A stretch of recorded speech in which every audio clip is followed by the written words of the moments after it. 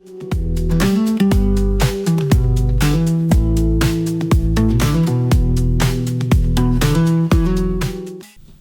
irai numit mahusagumna Khunganggi Thouram gi aroibada hakselga mari leinaba wari wataida Gall Bladder da haibadi masinga da Nung Leiba amadi masigi matangda cheksingadaba hairiba hiram masigi matangda Akashvani Imphal gi studio da hausi lengsinduna leibiriba si District Hospital Thoubal da Department of Surgery gi Senior Medical Officer oina Thoububiriba Dr. Kharibam Karnajit Singh ni Dr. bu ahanba maktada Khunganggi Thouram gi maiketegi taram nokcheri khurumjari punokku ngasigi thamjariba Gall Bladder da Nung Leiba hairiba hiram masiga mari leinana ahan boina doctor dagi khangjaning basi Gall Bladder haibasi karino aduga hairiba part ase khogi hakchangi karamba mafam da leibage haibadugi matangda khajektang thambiu ahan maktada punamakbu aina khurumjari aduga hangbiro question ji matungina khogi Gall Bladder haibasi khogi miyoibagi hakchang da yawba khogi organ amani masi khogi pear shape organ hai khogi English ki wahai doko ado khogi Manipur gi chana bahadi khogi dasakusa gi mong da waiba khogi masi structure ni magi maning thamga sarok ji khoina phandas haina khangnai adegi magi mabuk lei body lei adi khatang sakhalaga magi infundibulum hana magi maton maya leini adedi ma khogi mangak maya ne smaina mai part mari thona khaidokpa oi organ amani masi khogi liver ga yam nakna na leiba organ ni daga magi maru oiba mathau ji karino haga te khogi liver degi bile na khogi chabada tumbada mating panga da mahi se masi da tungjalaga thambani maru oina store tawra thambani reserve oina thambani aduga khoina chak chaba matamda hariba store sidigi amuk thadorakpa masini maru oiba khogi Gall Bladder gi mathau ase adu doctor haujiki matamda ekhoi miyoi base ekhoina chariba chinjak sinara ekhogi lifestyle sinara ekhogi hakchang sida tongan mamakal gi laina kaya marum lai haijariba adu sigi makha tajarak poine khoina khangjaring base Gall Bladder da habadi mashinga da khogi nung leirak base mashi matau karamna oirakpano habadu gi matang da shu kitang sugaina takpiu hujiki khogi world hai tare Gall Bladder da Nung Leibagi khogi chaitheng ase yamna achauba chaitheng ma woi masiko koi cholelithiasis na koina koi medical tam da hai aduga masigi risk factor jing kamaina woi rei karam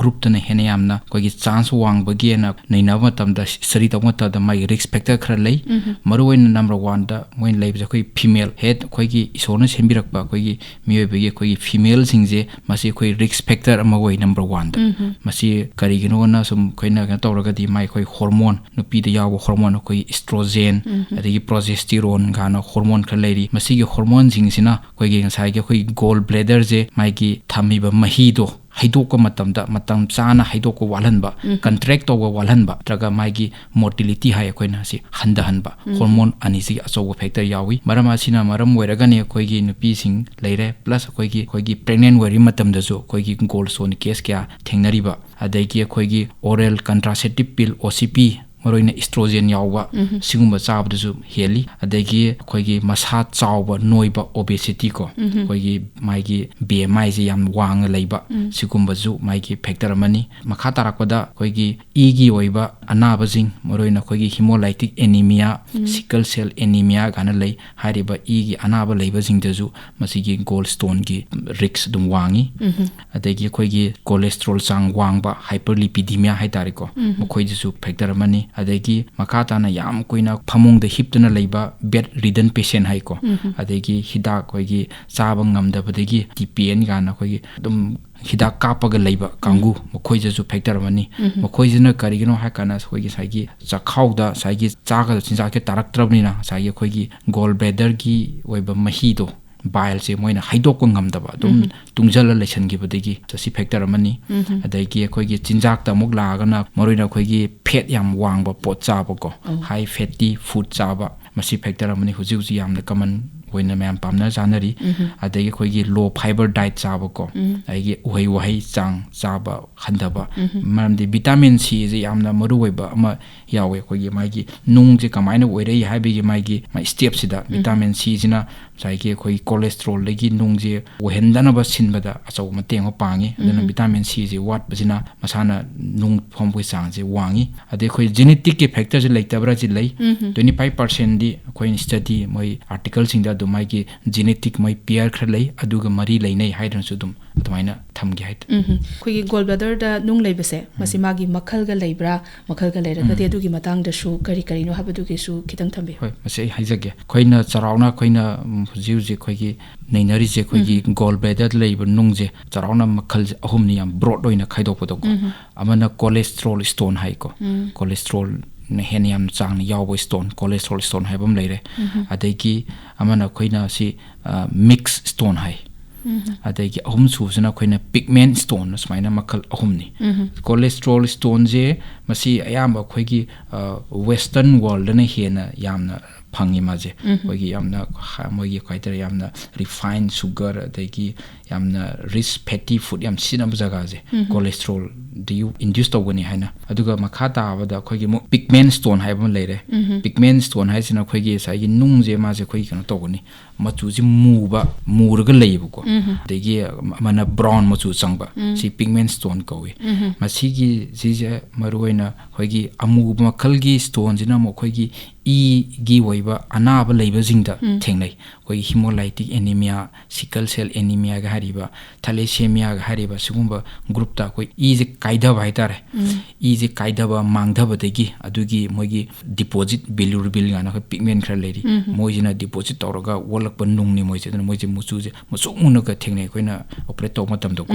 adi amana brown machu ko brown machu jina mo khoi gi moroina khoi gi thirin da infection gu ma thokpa siga mari yamna leinai moijina infection thokpa degi werak ba haitare ko duga ikon kom da mix haije na khoi gi animak cholesterol ju odi pigment ju animak yana baje si mix ni khoi gi khoi somgi asian country de yamna khoi gi pigment khoi mix ni heli ko ibana khoi gi india gi context a khoi de gi nung leiba bel se ha ga de khoi gi northern side hai dare ko gangetic basin ga hai da de khoi gi somgi north east khoi asia gi ko khoi je maruina khoi infection thokba khoi typhoid yam na ba ko sungba salmonella typhi gi mahik sinjina khoi thirin da leiraga mo khoi jina mo khoi gi induce to hon bai tare aduna charana si ahum jini duga hairiba khoi gi nung makhal ahum je sigi habidi makhoi gi danger oiba khoi de yamna khudung thiningai oiba makhal se masi karamba nu oiba gi ahum ga se dum chang chap manabra kamai do shima danger oiba gi di nung gi makhal de adamain di leitre dugo khoi nung ji gi size hai tare ko nung ji gi size kayam chawna nung ji lei aduga mai gi jaga se krai de lei haiba je sidane mai gi complication nung duna leiba de gi complication la ka dori je nung je ka ngom da khoi gi yan han di mai slush hoina leigani nai khoi gi nam nangjal laga hai tare ko koi drain da ka koi nangjal ga leibo da maina slush hoina lei asum kuchala kan moi je precipitate toksalaga de crystallize we khalaga ma je nung hoina sum semak pani aduna nung je hamda koi gi single hoina leibo ju yawi adigi multiple hoina masa leibo ju yawi adigi aduna tabada chauna matum leibo ju yawi ana nung ji gi size gi ju matungina koi gi mai gi complication hai tare ko koi gi niam chabu nung koina sum moi gi article hairje more than 3 cm gi nung je chaurgadi hairiba patient je ma je khoi gi mai gi sai ka de sie oi carcinoma hai tare ko carcinoma wolok pi chance moi da yen yamna wangi even 4 to 5 times moi na chance risk lei in hai ko nung je chauri matik hai tare adhai di chauri matik nung jina sai gi masingha je khoi irritate ta holani to sum toi irritate ta wodi gi mangon da inflammation ta holokpa adi mai gi masingha gi manung da mai gi layer hai tare ka mucosal layer sida khoi gi mai gi dysplasia kana makam cell je mai gi kai tare change to holak pai tare smai to ga ne khoina sa gi carcinoma ka bolak toije na nung gi size ma factor ni adi mai gi nung jina leiri ba jaga hai tare ko khoi gi sai na haija gi ba masinga gi makhal mari chu heba du maina sai mai mabuk ta leiba nung ji di kaya leiri ba patient du da kaya khangan de symptom kaya utkan de du kare nung jina sum kumdara ga khoi mangak maya nek ta ga leisala ba nek ta phunjala ba adi ma symptom lak ba horani mai mabuk se khoi na ba khoi ko moina khoi gi puk chi saugot kum la kum burning sensation phaw ko dyspepsia warning saning ba pok pa ade khoi gi chak cha salor ba matung da साइगी उसोकुंबा करिगुंबा थर थाव याव पोचे चा लोरक पुकसे नाखलकपा हाइबना चिंगबजे साइगी खोइगी नुंगजिना मांगक Samad लेबदगी अखोइगी body mechanism की मतुंगिना physiology मतुंगिना अखोइगी चाकसे अखोइगी चाखाउदा हे तारकबा कांदा अखोइगी चाखाउदगी थिरिनदगी अखोइगी hormone अमना अखोइगी gall bladder एक तौरगा चाकसे you're हाइबदे साइगी store तौरगा बाइलदो तुमदना थादर ओना contract तोहंदुइनेबको अदुई contract तौरकगी माइगी bile थोरकपगी लंबीसिदा नुंगजिना मांगक समद फुल्ल लेदुइनेबा अदु फुनबदुगी माइगी लंबी जो लेतबदुना मंगोंदा माइ सिम्टम्स उलक्तुइनेबा अदुना सि कुइसलिंगै मंगोंदा सिम्टम्स सुम हेंगलकनी डॉक्टर मखा ताजरकपदा हुजे डॉक्टर ना साइन एंड सिम्टम पनबिरिंगै कानसिदा होय कनागुंबा खरादी खोगी गोल ब्लैडर दा नुंग लेबसे खोई खरा मना लेंबा थिनबा हेक यावगुम हेक तौबा खरा मदन हेक यावदबगुम मतुंबा अदुमाइना मी अमगा खोगी सिम्टम्स से मानदे हाइजरिबा अदा कॉमन ओइना ngasai खोगी मसिंगा सा नुंग लेबा तारगदी करम करम मखलगी सिम्टम्स सिंग से लाकपा तारगदी एखोइना लाइंग चथरनी हाइना लोबा याबगे दुगी मतंग दसु खजेक्तन थंबे करोनी अयामबदी खोई गोल्ड स्टोन से कनो वे माजे खोगी सिम्टोमेटिक वेगनदे ए सिम्टोमेटिक यामनो वेगली साइलेंटनी अयामतम द खोई कनो जे खोगी मीमना माइगी नुंग लै खंगबजे खोगी करिनोमगी अल्ट्रासाउंड तौरबदा लेरमबना अयामबा वेगली माजे ए सिम्टोमेटिक वेगली द माना सिम्टोमेटिक वरपजे मतम खरा चंगली even 5 years कुंबा चंगे गान समाइ सुम हाई स्टडी ना हाइबदुको अदुगा माइगी आनबा सिम्टम जे मा खोइना खोगी लिवर जे खोगी पोकोइ काइदर कोनो मयाज लेबने खोगी पुक्की मथक छंगबा सरुक थाइ तारेको सिगी जगह साइसिदा खोगी साबा चखाउ नाबगी मोंगदा खोगी चखाउ साबदौना पुन्ना चाकपै मोंगदा दमाइ लाई अदुगा खोगी काइतरे तुमगंदबगुंबा सुंगसे लाकनी अदगी चासलोर मतुंगदा माइदि मरुइना खोगी थाउ थुम अदगी खोई स्पाइसी ओइबा चाकचा हाइजाना बा हेड यावरुबा कोई उसोप चारोगा नोंगालगा उसोप चारोगा अहिंगदा खोगी काइतरे पुक लेंखले थिंकले ना हाइबा खोई केसिंग जे याबा गोल्ड स्टोन लोइ मरि लेनबा गाक्तनी अदुगा डॉक्टर खोगी किडनी दा नुंग लेबगा गोल ब्लैडर दा नुंग लेबगा अनिसे मसी कदाइ फाउबा करमबा मोंगदा खेनबगे सिगी मतंग दसु खजेक्तन थंबे किडनी गी नुंगा खोगी गोल ब्लैडर गी नुंगति माइ खेनबजे लै किडनी गी माइ खोई फिजियोलॉजी मतुगिन हाइदारेको खोई गोल्ड स्टोन मसिंगा गी नुंग सिंगजे यामना खोगी कोलेस्ट्रॉल देगी यामना मोइजे लाकबनी खोगी अदुगा माइगी किडनी गी जनमु खोई काइतरे खोइना युंगदा यूरिन दा हाइतारेको यूरिन दे मोइना यावरिबा खोगी कैल्शियम यूरिक एसिड कानको खोई सिंगजिना क्रिस्टलाइज होइरगा आदि थोलकपनी अदुना किडनी की दे खोगी मरोइना साइगे खोगी इसिंग थक्को वालकपा इसिंग थक्को वातपदगी सोगी यूरिन की चांगजिदा खोगी सॉलिड की माइ मरोइना कैल्शियम यूरिक एसिड हारिबा अदि ऑक्जालेट काना लै खोगी चांगजिना वांगकपदगी थोलकपनी अदुगा मसी अनी खेनाबा हाइरगदि खोगी किडनी की स्टोन सिंगजी आंबा मोइदे खोई एक्स-रे दा ममी तागले माइ 90% एक्स-रे दा ममी तागले अदुना अदुगा सागी वायरस मसिंगागी नुंग कांगुजिदि मोइदे एक्स-रे दा ममी क्या तागंदि मोइदे अयामन मोइजे रेडियोलुसेन हाइको माइ ओनली 10% खतंग ममी तागले अदुगा किडनी के नो खोई एक्स-रे पुके लौरगजु हेड उबो फंगबा मोइ खेनाबा इसमाइना थमगे अदुगा डॉक्टर खोगी गोल ब्लैडर दा खोगी नुंग लेरे हाइबसे खंगबा तारगदी अखोइना करी करी तौबा याबगे करम मखगे lying Singh चथबा याबगे अदुगा ngasai doctor na haibi kiba matam da ngasai gi nung je magi size to chawkhala gadi lokthokadabani adu natraga na mok sumaina sum khangdabida dum thamjan khraba khogi symptom su kemta laktabida adu iba taragadi khogi hakchang da kari kari khudong thiningai oibana chingba tholakpa yabage habagi matang da su khajektang sugaina thambi yam phaje ai thamjake khogi gall bladder je khoina di ayambadi maji thengna matam da khoi incidental na thengnare adubu magi yam sathi bahar gadi symptom jingje magi yamna khogi kini da leiba nung di magi symptoms yam phana utkani nung masam le khoi yektana thindana heta kan mi je casualty da emergency lak matam da heta yam kana higher ga humaga lai adugo gallstone gi nung gi mai symptoms di khogi het sai kai tare nga warning chaning gumba yam mai loi bi mong da la ko ni na to khiu ni na mi jing jina khoi chakhau sokoi khallaga moi symptom di leijara ga juko chakhau gi da dum tainara ga yamba mai tarum carry on tor chakhibana ayamba woi aduga mana kuina prolong le chala kanda yan hana tor ko doi je khoi gi sagi khoi gi cholecystitis na ko masinga je pomakpa narak ko si leigani hena sum kuchalaga di sai gi khoi gi cholangitis kana lei khoi kai tare mi je kono warakpa khoi gi jaundice jaundice karakani laihau torokani ko yam kani yekpa thinba torokani adegi mu makha ta na sum laksalaga na khoi gi nai womjan ba impai ma ga na lei ko masinga je pajana chauthoga khoi gi nai je womaga even pokhairaga perforate toroga lakwa yawi masidi moroina khoi diabetes na ba anjing na mu hele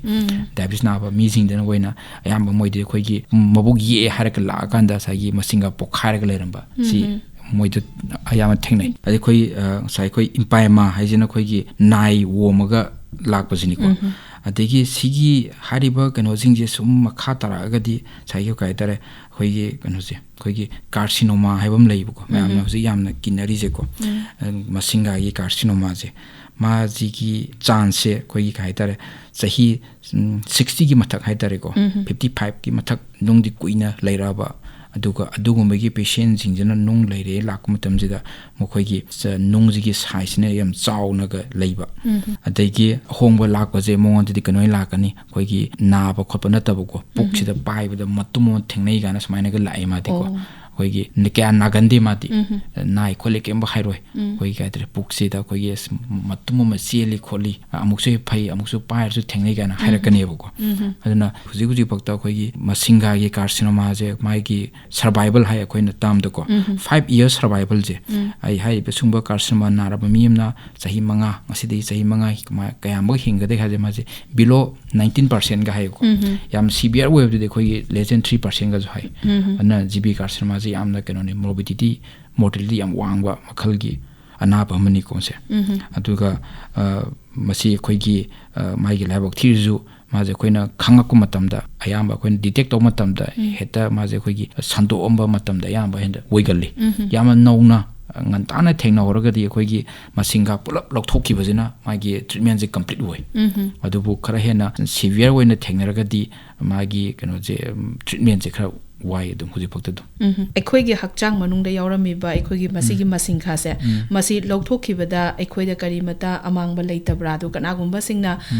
ekhoi gi gall bladder se lokthokiba taragadi ekhoi gi chaba tumba gi chang wadi chinjak ta kakkadabani haibana chingba ga amagi thajana bisu dum lei hainari ba aduga mu gall bladder lokthokragadi mi se sawa heli kaina sigumba masu hek haibi doctor sigi matang da di kari wa fum tamini kai keno haijage masinga je khoi gi kai tare lokthokraga khoi da karimba kaide habadi thamjaroi ge mamdi mai gi yam achawa role leiri khoi gall bladder gi ko human physiology khoi gi matungina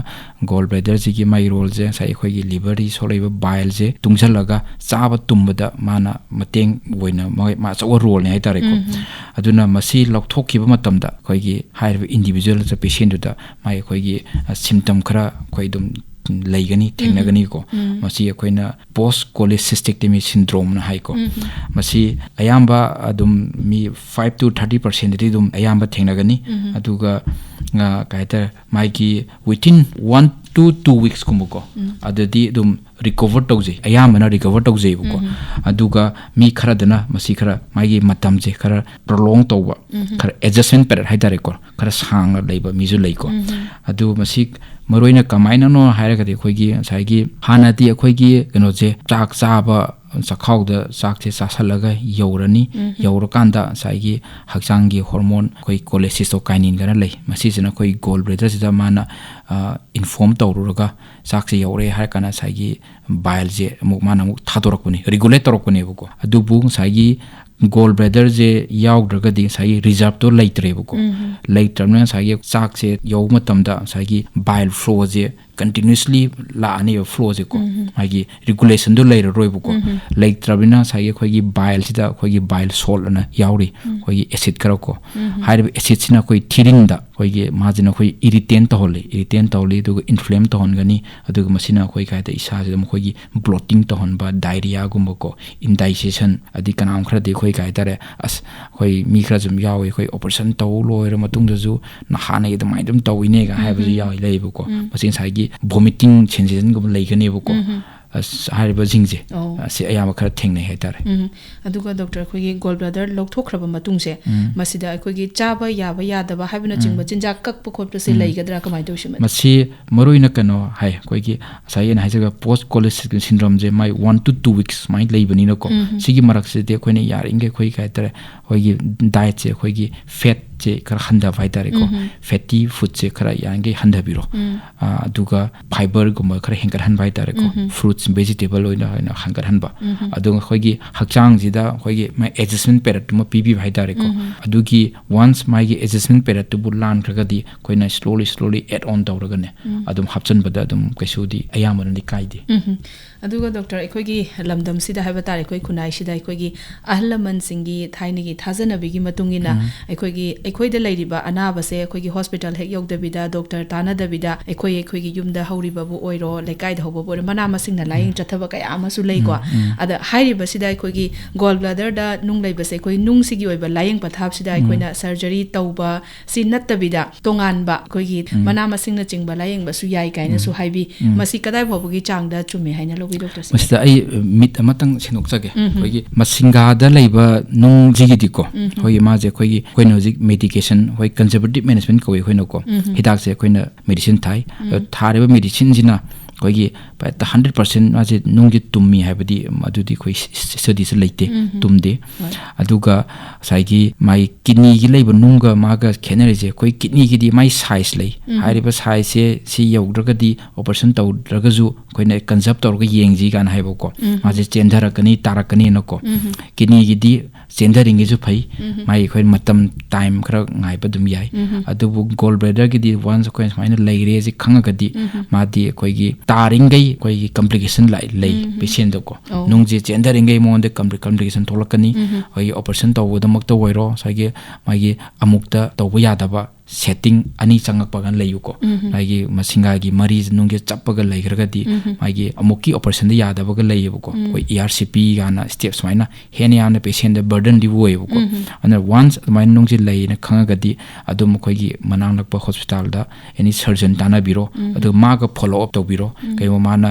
cd operation dakar were hagadi go ahead to biro adu symptom di matungina si chau hagadi maga continue to biro adu natragadi sum maigi complication de woni chatkini na mai thamjage adu doctor ngasai doctor na khogi tongan ba chinjak sing ngasai nung leiba se chaba ya daba haina tongan ba makhal gi chinjak sing ju pan bi khre ko sigi makha chathajarak poina aikhoina chari ba chinjak sing sida karam ba makhal gi chinjak sing charaga na nung leiba da hena mateng panghan ba aduga karam ba chinjak charaga na akhoigi nung sidagi khajik tang oraga sungak thokpa ngamba haibana chingba aduguma chinjak sing leiragadi adu su khidang takpiyo sika thamjage khoi diet che nung si leirak posida diet chi am achowa role lei tuna karam chinjak singna promote toboge haiba singje khoigi ehana ma da khoigi yam meat consumption hai tare ko yam changa yam chaba sima phatre the saturated fat maroina khoigi ghee gumba butter gumba yam season ba sungba yam yaw poche chaba ko adagi khoigi calorie yam wang hyper calorie diet hai ko yamna calorie yam yaw ba pot sugar gi chang hai tare ko refined sugar gi yam season ba fiber gi chang ji low wai ba yam tana chaba ko adagi vitamin C gi chang ji wat ba vitamin C je koina jam chadaba kangu adagi mo koi gi yam kaina chara hen ba prolong fasting koi nupi masa jing dai tare ko hoji matam sida koi gi fasting to je koi gi regulate to da bai tare among na het mai gi matam lep to na het fasting to ba mathang numit na het chaba samaina mai gi yam prolong fasting je one of the main cause factor ni koi gi morin nupi masa jing to ko koi masinga nung leiba gi ko adi karam chinjang na masing ngak thok ko mateng pangge na haraga di khoi gi thau jingda khoi gi kai tare moje morin na khoina kana hoi term je medical term da khoi monosaturated fat adagi poly unsaturated kana ko morina khoi olive oil je simdi yamna recommend tawna re even khoi mustard oil jisu adum masi khoi mai gi mono unsaturated poly unsaturated nemak lo yawi ko so khoi sina hangam thawje adagi khoi gi vegetable chap je yam kana re dum matik masi gi ko adi fruit season aba adi vitamin C gi changje yamna yangi supplement happy bhai tare ko koin cha matamda adagi koigi coffee je studies khara koigi coffee adi caffeine je masi na koigi keno da maigi prevent to the gallstone prevent to the mating pangin hai adagi amajo mayam na sum koi studies na hai bani ko mase koi moderate alcohol consumption je ko moderate alcohol consumption je maigi good side sina maigi prevent to the mating khara pangi hai ko masi studies je moina koi western side ki studies ta ni ko moina piri je ko adagi koi fish oil je me yam phare haiba chinjak sing asini sina koi ngak thok da mating pang ba jing si aduga doctor ngasai ge koi gi nung leiba se masing khada nung leiba se koina maru oina nupi dana hena namna lei haiba masu doctor na haibi ki ada nupi dana hena namna leiba sida koi gi nupi gi karamba age group ta haiba tare karamba chahi kanglup dana hena namna leiba ge aduga karamba chahi kanglup oiraga di masi leira oi haiba gi chance adugumaga leibra kamai tawu kanone age factor ta lak pa je khoi maroi na koina nupi je koina risk factor ne na koina hai je moi ayama tamda khoi gi nupi jing angang macha jing gi khoi kai tare menarchy mai lakwa hobo ko moi gi suma maturity lakwa hoba moi gi hormone jing jina active work stage to adagi dum khoi je risk factor hoina dum lawre aduga khoi gi menopause loi graba matungda ma je mai gi factor je leibra na haraga di adu matungda kana go kharana khoi keno siram yawi khoi kai tare khoi gi hormone hoina khoi gi sizinaba ma gi khoi gi menopause ki syndrome leibadigi adu mujo sinaba hidak hoina medication na chaba ju lei ko adu na ju du mai gi factor mati hoy na moru hoy mai gi hormone ani jinani thamjage khoi aduga doctor hauzik se khoi gi chawkhalak pagi matungina khoi gi layeng pathap chatharak pa matam da su tongan tongan ma makhal ge technology sing sejinaraga khoi gi layeng chathaba mayam ma yaure hauzik se adu chawkhalak pagi matungina hauzik se khoi gi open surgery se CSA tawda bida khoi gi minimal surgery haijaba tare ki hole tawraga khoi gi nongmani ni da dum anaba se line dum hogolaga chatpa ngamba haibagi amasu chathana rei doctor adu kana gumba miyoi kharana di ngasai gi ki hole tawraga lokthok pa se khoi gi kari macha makakna hutlaga lokthokpani leihogani manungda machit leihogani haina pakhatnaba kaya amasu yawi sigi matang da su khajektang thambiyo doctor thamjage hoji ki khoi current trend hai tare ko khoi gi masingha da nung leibiki maigi treatment se absolute haraga de khoi keno jene laparoscopic cholecystectomy hai tare ko sai key hole minimal surgery je masina hoji ko na di masina keno ne man gold standard ne na khoi chanari hoji se ko hana mamang da open surgery na maruiba procedure werami adubu hoji su masi khoi gi open je mak tawdraba hai di dum khoi masi jum chathanari karim kanda khoi gi key hole jina laparoscopic jina khoi mapung phadaba tang yawi khoi gi maigi nung jina adumutik chaw go yawroba khoi gi any during operative procedure da khoi gi kai complication guma tholaba adu gumba wairaga di khoi dum open da convert towi ko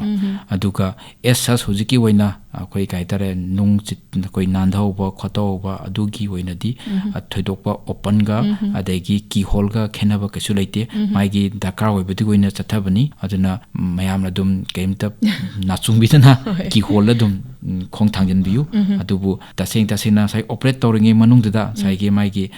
dakar hoibi matungina convert hoina conversion hai ko key hole du degi hoina open da convert tawko dakar hoiba yarogadi tawgani daka wairali ayamba ki holna lum loimak manage to ngamena thamsa aikoina masi nungsi lairakta bagi damakta aikoina kari jackson thorang di lokhat pa yabage haibase sigi matang da su khajektang thambi masi matang da ina thamjaningi je khoi sida koina prevent to ya factor haiba khara lei prevent to ya da factor khara lei re saigi hoi female da hen yamna risk wang wajim da koina prevent to ngamore mamdi mai gi masai hormone ani sidi ko aduna taba sai khoi gi diet da koina saigi chinjak ta mai gi thon ba yabagi chinjak sing to yange khoina madu control tawna khona biba ade khoi gi cholesterol wang dana khona biba ade khoi obesity khoi gi isa noi khatana bhai tare ko ade gi khoi body mass index khoi gi healthy oina thamna khona ba samaina I thamjage aduga doctor loishalak pasida khoi gi gall bladder da nung leiba haiba hiram masigi matang da lamda masigi miyam da jackson wa oina khajektang thambiro aigi ngasigi take home message hairaga di yari ba makai khoina diet che vegetable rich fruit ayamana sabibako plus khoigi any paisa nungai taba puk narak ko yelak matam da yana na ultrasound si dum logbiro koina mananak pa hospital da tana gi yare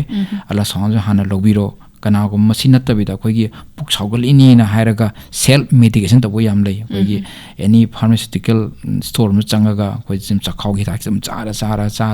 ga chahi manga de gi tara de gi dum main leisalaga lakwa kya yawi duna masi jing ji thok dana ba ramde khoigi kano je Asian belt ta khoigi north east ji achoba mai kan ma je khoigi kano mani hotspot ne na longnei aduna any mai nongai ta matam da ultrasound mad lopiro adu report ko loina na manana ko da tana bi mai thamjage